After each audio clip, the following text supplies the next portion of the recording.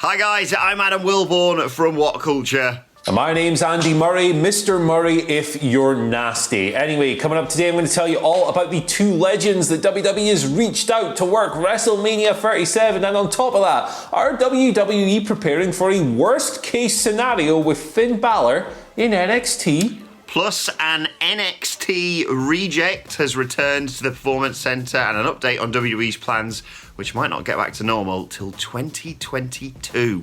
This is the news. Well, let's kick things off by talking about Juicy John Cena and Underpants Undertaker. Good start to the video, Andrew. Apparently WWE wants these fellas at WrestleMania 37. Now, of course, they want these fellas at WrestleMania every single year. However, that's the report coming through this morning.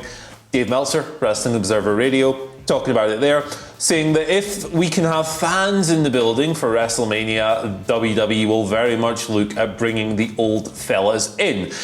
Interesting situations with both of them. John Cena and Undertaker both had their last match, their most recent match at WrestleMania 36. Cinematic. Cena was in the Funhouse, Undertaker was in the Boneyard, all of that stuff. Great matches. I liked them a lot. They were a lot of fun. Weird, but sometimes weird is cool. Undertaker, however, on the Last Ride documentary series on the network was like, I'm pretty much done, which is the most upfront he's been about potentially stepping away from the ring ever. But this is pro wrestling, and you have to think about what I call the Terry Funk rule in pro wrestling. Retirements don't stick here. It's perfectly conceivable that WWE could go, hey, Undertaker, here's a bunch of money, come and do a thing. Now, it's interesting to kind of think about what these guys might do there. You might think back to WrestleMania 34. Was it 34 when they had the 3-minute match? I think so. Maybe they'll go for a repeat of that. Maybe they'll put them in cinematic matches again, maybe against each other, who the heck knows, or maybe if they're waiting for fans, which is technically a possibility because that mad governor of Florida has opened the state up for attended sports events with no restrictions, and there's talk that WWE will move 37 from Los Angeles back to Tampa Bay, which was supposed to have it this year. Either way, Adam Wilborn, what you're saying, right, is that you definitely want to see The Undertaker versus John Cena at WrestleMania, right? Who's got two thumbs, speaks French, and has never got a wrestling prediction wrong? Moi. Look, I told you Undertaker announcing his retirement was a sodding work all the way through. And here we are, Cena versus Undertaker at WrestleMania 37. I mean, I do and I don't want to see it. If it's the match that they had at WrestleMania 34, which that documentary was just like, oh, if only they could have gone 25 minutes. And I was like, I don't think that would have gone the way you think it would have. But like we said at the time, and by the way, when you said, oh yeah, do you remember when they had those matches at WrestleMania, which was, what, 6 months ago, right? Yeah. Honestly, that feels like 2 years ago. What is time anymore? But anyway, if we can have more, I said this at the time, if we can have more cinematic matches from The Undertaker, I'd have him the next 5 WrestleManias because it's a controlled environment where you can really, like with the AJ Styles match, that's a far better match than they would have had, despite how hard AJ Styles would have tried, had they just been in the ring. So, cinematic match, John Cena versus The Undertaker, I mean, you've asked about with this far too many times, to be perfectly honest, but I'd still be up for seeing it. But if it's them grappling in Tampa, I'm good, thanks. But I would always love to see John Cena back at WrestleMania because, especially nowadays, and oh my God, imagine fans being in attendance and that entrance theme dropping. I think everyone would be singing along to it. And then probably telling me sucks, but still. Anyway, let's move on to NXT. And do you remember a while back we reported Tino Sabatelli was working in AEW briefly? I believe it was on AEW Dark as Sabi. Well, now, allegedly, according to a new report from Fightful Select, he has returned to the Performance Center. Now, there are often errors in the internal list of Performance Center attendees, so it may be that's the reason why his name has incorrectly been added to that list. But it's, he's probably the first person to go NXT, AEW back to NXT. Now, let's not forget the whole NXT reject thing. It wasn't me shooting on him or saying that he didn't do a good thing. There's been issues with Tino Sabatelli. Chris Jericho allegedly blaming him for spoiling Eric Bischoff's appearance on Dynamite back in August. At the time, Jericho said, "Oh, we know who it is. and he'll never effing be back in AEW, which would lend credence to the reasoning why Sabatelli has returned to NXT. But this is all just allegations and reports, and like I said, could well just be a clerical error at the Performance Centre, but very intriguing nonetheless, Andy. Well, Fightful Select reports that he actually turned up at the Performance Centre, so it would be quite funny if his name was included on the list and they were like, what the hell are you doing here, Tino? You haven't worked here since April. Tino Sabatelli has this weird, obnoxious, rich guy energy that I kind of gravitate towards. I don't know, I just like the guy, even though he's not all that great. So it was weird seeing him show up on AEW Dark the other month. But yeah, Jericho kind of alluding the other month to the NXT reject and all this, and then Fightful saying today that, yeah, it was him. There was all this speculation at the time as well. People talking also about Cesar Bononi, but he's still in AEW, so it clearly wasn't him. I don't know, man. I don't know what you do with Tino Sabatelli. I guess he's got the look and the charisma for sure. Like, the guy's absolutely ripped, but I don't know. It's going to be an interesting road back for him. Although his former partner, Riddick Moss, is doing okay at the moment. So, hey, maybe... I know exactly what you do with him. It's been a long while since we've had a wrestling animal in WWE. I've got to think back to the likes of Mantor, for example. But with all these allegations about him going from WWE, then being released, then going to AEW, then spoiling this and returning to NXT, Tino Sabatelli, the wrestling mole. Not talking to you. Sorry, my dot's gone off. Shut up, Alexa. We're going to move now. We're going to stay in NXT, folks. We're going to talk Finn Balor. Another report, Fightful Select, doing good work. Sean Ross Sapp, one of the best reporters in the game. No crap, just Sapp. There you go. No bollocks, just Pollock. We're going to talk about Finn Balor. So, just had the surgery, fractured jaw, broken jaw, suffered at TakeOver. Kyle O'Reilly match, great match, heavy consequences. We learned on Wednesday that he's probably going to be out for about 6 weeks, although this is variable. It could change, particularly when you're in a profession where you get hit in the face for a living. You've obviously got to make sure that that goddamn thing is healed. The report here states that WWE are preparing for all kinds of scenarios. They are coming up with different storylines for Balor and the NXT Championship, depending on how long he's actually going to be out for, including the worst case scenario option, which would be stripping him of the NXT title. That's obviously not ideal at the moment, as Karrion Kross was stripped of the title like 2 minutes ago, so you don't want to have that happen twice in a row. Not the best thing for the credibility of your top belt on that brand. We all hope it doesn't come to that, but at least they're preparing. Yeah, it'd be very interesting to see how this develops. Obviously, like you say, various different scenarios that could open up in front of us. For the time being, do you know what I'd do? As I mentioned yesterday, bring Andrade back with his old NXT title and have him say, I'm going to defend this as NXT champion at Halloween Havoc, because obviously Finn Balor isn't going to be working that show and it looks already pretty stacked. And then you can just easily build to Finn Balor, if he's okay to continue wrestling, versus Andrade at the December takeover. I think that would be great. But if they're not going to do that, just literally hand the title to the best thing about NXT right now. It carry ground, baby, straight to the moon. I love there we him. go. But in terms of WWE, a really interesting development coming out from WrestleVotes over the past 24 hours. WrestleVotes tweeting, I've been told that the typical weekly live event loop, that being Friday TV, house show Saturday and Sunday, and then Monday TV, all of whom would be in, of course, different locations once we get back to normal. God, I miss normal. Won't return to the WWE schedule until 2022. I haven't written that wrong. I mean, not next year. The year after that. WWE, of course, recently extended their stay at the Thunderdome, Orlando's Amway Center. Brian Alvarez of Wrestling Observer Figure 4 Online saying that WWE intends to stay there until at least January of next year.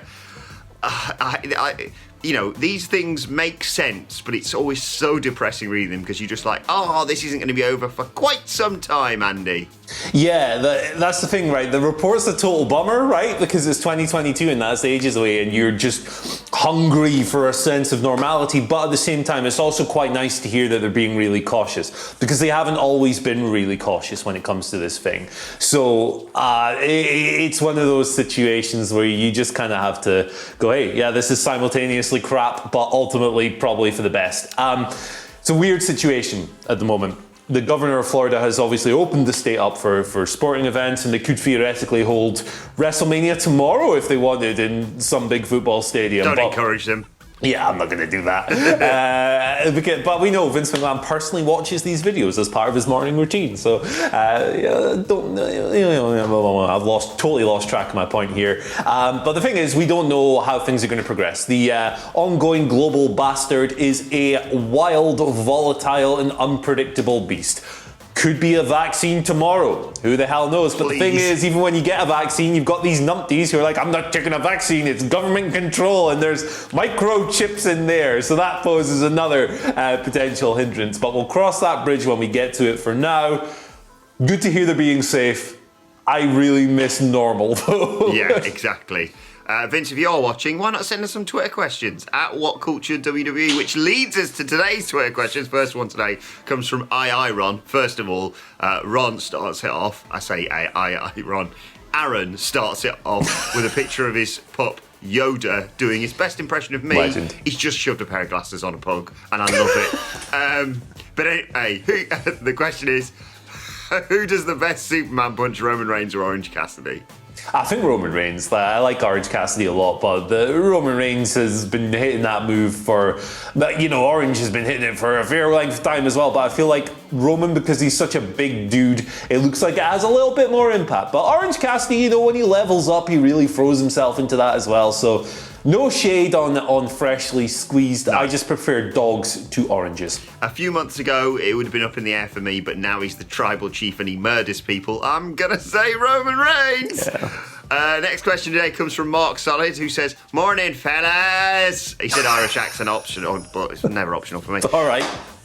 What are your thoughts on AOP going to AEW to join up with MJF, your best friend, and continue the dissension between him and Wardlow to eventually have him break out and fight MJF? Well, I would say that AOP... I'm not doing that. So this is an interesting proposition as well. I thought about it a bit before. I think AOP are great. I've really enjoyed watching them, but there's still a couple of green dudes, right? They've still got some way to go, but they are fun to watch. They've got promise, they've got potential. I think they would be good fit in AEW, and I think that the story you have just outlined there makes a lot of sense. My concern is that the AEW tag division has a lot of tag teams in it at the moment. Loads of people everywhere. It's stacked, it's crammed, and we may be nearing breaking point. That is the only reason I'd be wary about them coming in, because a guy like Dustin Rhodes is training people, man, and he's one of the all-time greats. You're going to learn loads under him. I would have no doubt in my mind that AOP would iron out any rough edges in this system. But the timing's not ideal for me. Maybe Impact would be a good shout. They've got a good tag division as well. Imagine a year ago, by the way, someone saying you, by the way, in a year's time, not only is AEW going to be smashing NXT in the ratings, but they're going to be doing that whilst promoting a steak dinner next week. Yeah, Jesus. Final question comes from Jesse Lee Wrench, who says, "Did you all see Boiler Room Brawl on the wheel behind Shotzi Blackheart last night?" This, of course, relating, I should say, to Spin the Wheel, Make a Deal, as Shotzi Blackheart said on NXT. Boiler Room Brawl for Johnny Gargano, potentially? Interesting. I didn't actually see that on the wheel, but I am here for anything that kind of breaks the norm. I think, particularly with NXT, I would like to see some more wild, outlandish stuff just to make me smile a bit more on a Wednesday morning when it's 5 a.m. and I'm watching my second 2-hour wrestling show of the day before I've even started work. Johnny Gargano, Damien Priest should happen in a blindfold match, and no one's going to change my mind of that one. Oh, brother, lock me down. Right, let's move on to today's and finally. I do apologise. On Wednesday, I asked you for your favourite wrestler British TV show combinations off the back of Sami Zayn saying he loves Great British Bake Off. Thank you to everyone who responded. We're never going to get through all of these. I'm just going to select some of my favourites. Mark Andrew Breyer. Andy suggests R-Truth on Red Dwarf as Cat's American cousin. Get in. Spectacular. James Wilson says, "What about the Fashion Police and Are You Being Served?" Beautiful. Beautiful. Mark Jones says, "Just imagine The Rock on catchphrase or an all wrestling cast for a show like I'm a Celebrity or Survivor. I would watch the hell out of that." There we go, man. Speaking of catchphrase, by the way, if you haven't watched it already, if you need something to cheer you up with this ongoing global bastard. Check out our wrestling catchphrases video. Me and Phil worked really hard on it. It's absolutely ridiculous, but thanks to everyone who watched it, we are going to get to do it again whenever we finally get back into the office. Final ones here. Sam McMahon, I assume no relation, but maybe it's Vince's burner account, writes, what about the New Day on Songs of Praise? Harken back to the gospel days of the New Day, those initial vignettes. And the final one is Eagle Claw 899, who suggests as Edge on Who Do You Think You Are, Jeff Hardy on DIY SOS or something similar. Anytime a ladder is needed, it never gets used for DIY. But the best one, by Eagle Claw 899, says, what about AJ Styles on one of those Brian Cox shows, The Sky at Night, etc.? What were those stars doing before?